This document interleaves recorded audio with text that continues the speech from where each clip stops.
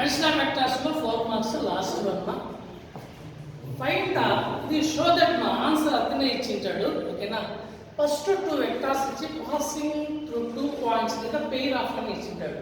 అంటే first 2 points ఉన్న పోతుంది కాబట్టి రెండో ఫార్ములా వాడాలా.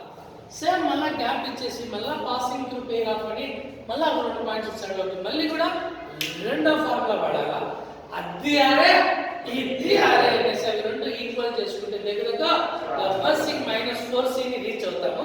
మరి ఇప్పుడు ఫస్ట్ 2 పాయింట్స్ ఇచ్చాడు కాబట్టి రెండో ఫార్ములా 1 - t × a + tb. ఇది రెండో ఫార్ములా. r = 1 - t × a అంటే first vector 6a - 4b + 4c + t × b అంటే second vector -4c. Equation 1. Second మళ్ళీ 2 పాయింట్స్ ఇచ్చాడు కదమ్మా, మళ్ళీ రెండో ఫార్ములానే వాడాలా. కాకపోతే ఆల్రెడీ టీ యూజ్ చేసినాం కాబట్టి టీ అయిపోయింది కాబట్టి నెక్స్ట్ వేరే లెటర్ ఎస్కి అవకాశం ఇద్దాం. 1 - s × a + sb. ఓకేనా, సేమ్ ఫార్ములా అమ్మా. టీ ప్లేస్లో ఏం రాసాను చిన్న ఎస్ రాశాను. ఓకేనా, r = 1 - s × a అంటే ఫస్ట్ వెక్టర్ ఎంత ఉంది -a - 2b - 3c + s × b అంటే సెకండ్ వెక్టర్ ఎంత ఉంది a + 2b - 5c. Equation 2. Equation 1 ఏంది r. ఈక్వేషన్ 2 ఏంది r. అదే ఇది అదే అంటే 1 = 2. ఎంత ఈజీగా చూడండి. 1ని 2ని నీట్గా చూసి ఈక్వల్ చేసుకోవాలా.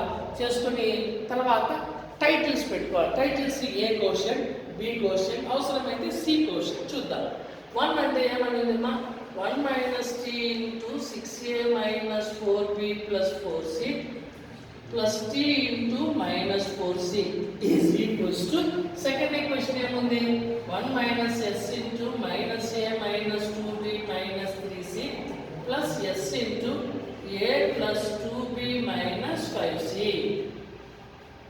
ఇప్పుడు టైటిల్స్ అన్నాం కదా, ఏ క్వశ్చన్ దూరంగా B question COEFFICIENT question right.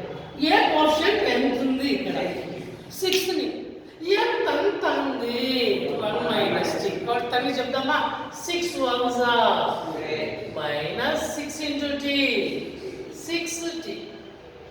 Next ఏ ఎక్కడ లేదా నీట్గా టిక్ పెట్టేసి కన్ఫ్యూజన్ లేకుండా యాడ ఏముందో అక్కడ టిక్ పెట్టే. ఎన్ని టిక్లు వచ్చినాయి 3 టిక్లు. ఆ పక్క ఏమో 1 టిక్కు, ఈ పక్క 2 టిక్లు, మధ్యలో ఎవరున్నాడు = కాబట్టి = పెట్టాలా. ఈ టిక్కి వస్తే ఇక్కడ ఏముంది ఎవరున్నారు -1. 1తో మల్టిప్లై చేస్తే ఏమవుతుంది కాబట్టి ఇది 1 -1. అప్పుడు ఇది -1 - +s.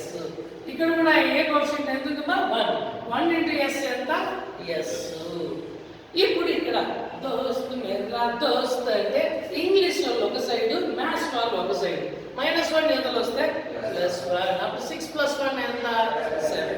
-6t ఎంతలో వస్తే +6t.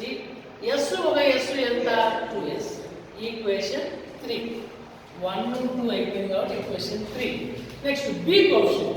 బి ఎక్కడ కనిపిస్తుంది అక్కడ చుక్క పెడతాం. కర్ర కర్ర చుక్క కరో చుక్క కరో చుక్క కరో. ఇక్కడ కూడా ఎన్ని చుక్కలు వచ్చినాయమ్మా 3. లెఫ్ట్ సైడ్ ఏమో 1, రైట్ సైడ్ వచ్చి 2, మధ్యలో = ఉంటుంది. రైట్. ఇక్కడ ఎంత ఉంది బి క్వశ్చన్ ఎంత ఉంది కాబట్టి -4 - +40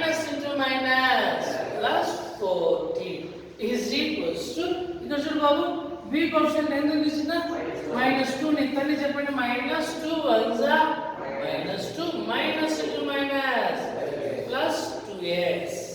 నెక్స్ట్ ఇక్కడ వచ్చి ఇక్కడ కూడా 2 ఉంది 2 × s 2s. దీని తర్వాత ఏమనాలా దోస్త్ మేరా దోస్త్ అంటే మ్యాథ్స్ వాళ్ళ ఒక సైడ్. -2 ఇందులో వస్తే +2, 2లో 4 పోతే -2 +40 ఇందులో వస్తే 2s ఎంత 4s. నువ్వు తెలుసుకుంటే ఇక్కడ 2 టేబుల్ వేసేయచ్చు.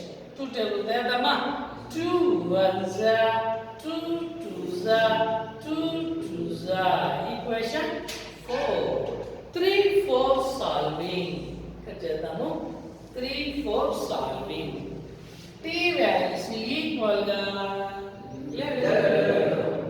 s values equal గా 9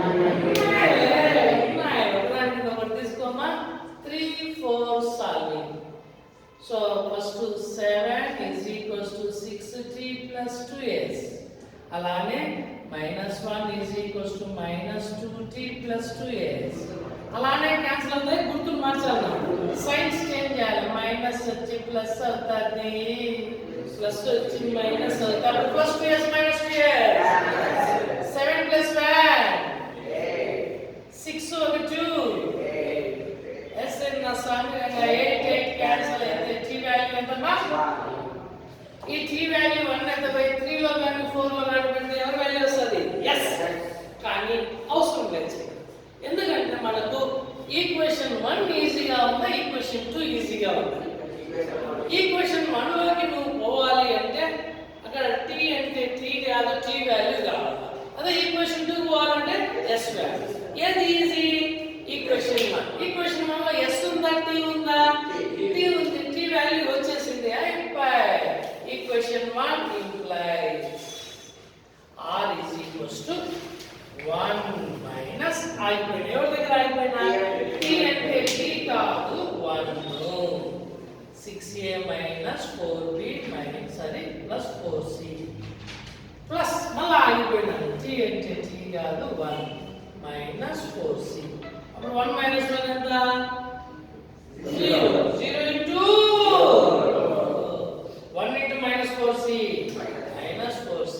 देखो देखो, దీన్ని పాయింట్ ఆఫ్ ఇంటర్సెక్షన్ అంటారు.